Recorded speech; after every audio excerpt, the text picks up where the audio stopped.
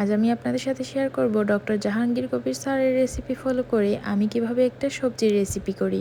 যেহেতু আমার হাতে সময় একদম কম, সেজন্য আমি চেষ্টা করি যে আমার একটা রেসিপি দিয়ে কিভাবে আমি প্রোটিন, ভেজিটেবল সব কিছু আমার খাওয়া হয়ে যায়।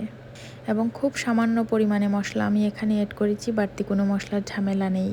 খেতেও কিন্তু অনেক ভালো লাগে। একবার এভাবে বাসায় ট্রাই করে দেখবেন। আমি এখানে যে ভেজিটেবলগুলো দেব সেগুলাই ধুয়ে নিয়েছি। এরপর ফুটন্ত গরম পানিতে এগুলো 5 মিনিট সেদ্ধ করে নিচ্ছি।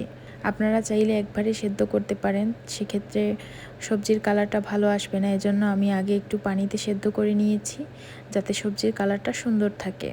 এ পর্যায়ে একটা প্যান গরম করে দিয়ে দিচ্ছি অলিভ অয়েল আর সামান্য আদা রসুন পেস্ট। অল্প পরিমাণে দিয়ে দিচ্ছি জিরা গুঁড়া, অল্প পরিমাণে ধনিয়ার গুঁড়া এবং সামান্য পরিমাণ গরম মশলার গুঁড়ো আর সামান্য পিঙ্ক সল্ট। লাস্টে দিয়ে দেব সামান্য পরিমাণে একটু মরিচের গুঁড়া, যাতে শুধুমাত্র একটু ফ্লেভারটা চেঞ্জ হয়। সব মশলাগুলাই আমি একদম অল্প পরিমাণে দিয়েছি। এখানে আমি 1 পিস মুরগির মাংস ছোট ছোট পিস করে নিয়েছি। এটা একটা মুরগির বুকের মাংস। এখানে প্রায় 100 গ্রামের মতো মাংস হবে। আপনারা চাইলে মাংসের পরিমাণটা বাড়িয়ে দিতে পারেন। যেহেতু আমি চিকেনটা তেমন একটা পছন্দ করি না, শুধুমাত্র ফ্লেভারের জন্য অল্প একটু দিয়েছি। এ পর্যায়ে আমি একটা টমেটো দিয়ে দেব। টমেটোটা দেওয়ার কারণ হচ্ছে, যেহেতু আমরা হেলদি একটা রেসিপি শেয়ার করব, সেখানে আমরা টমেটো সস ব্যবহার করতে পারবো না, কিন্তু আস্ত টমেটো দিয়ে দিলেই আমার সসের কাজটা হয়ে যাবে, খেতেও ভালো লাগবে।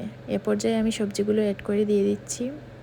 আমার সবজিগুলো আগে থেকে সেদ্ধ করা আছে, তাই আর বেশি সময় লাগবে না। সব কিছু আস্তে আস্তে মিশিয়ে নিচ্ছি।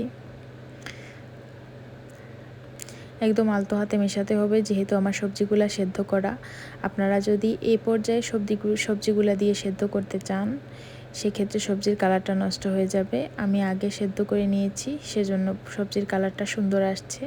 আর সাথে আমি 6টা ডিম অ্যাড করে দিয়েছি, যাতে আমার এক্সট্রা ডিম খেতে হয় না, সেজন্যই আমি দিয়ে দিয়েছি। এখানে থাকলে এখান থেকে খেয়ে নেব। আর শুধুমাত্র ফ্লেভারের জন্য, ঝোলটা একটু ঘন করার জন্য আমি এখানে 1 চামচ পরিমাণ কর্নফ্লাওয়ার ব্যবহার করেছি, বেশি পরিমাণ না। আমি জানি না কর্নফ্লাওয়ারটা আমাদের স্বাস্থ্যের জন্য ভালো কি খারাপ, এরপরও যেহেতু এটা আমার ঘরোয়াভাবে তৈরি, সেজন্য আমি একটা দিয়ে দিলাম। পরিমাণ মতো ঝোল দিয়ে দিয়েছি। এ পর্যায়ে আমি কর্নফ্লাওয়ারটা গুলিয়ে রেখেছিলাম অ্যাড করে দিচ্ছি, অল্প পরিমাণে 1 চামচ, যাতে শুধু একটু পাতলা ঝোলটা ঘন হয়। সেজন্য আপনারা না চাইলে কর্নফ্লাওয়ারটা স্কিপ করতে পারেন। যারা কিটো ডায়েট করছেন তাদের জন্য অনেক হেলদি একটা রেসিপি। ডিনার কিংবা রাতে 1 বাটি স্যুপ খেলেই হয়ে যাবে। রেসিপিটা কেমন লাগলো কমেন্ট করে জানাতে কিন্তু ভুলবেন না। সবাই ভালো থাকবেন, সুস্থ থাকবেন। আসসালামু আলাইকুম।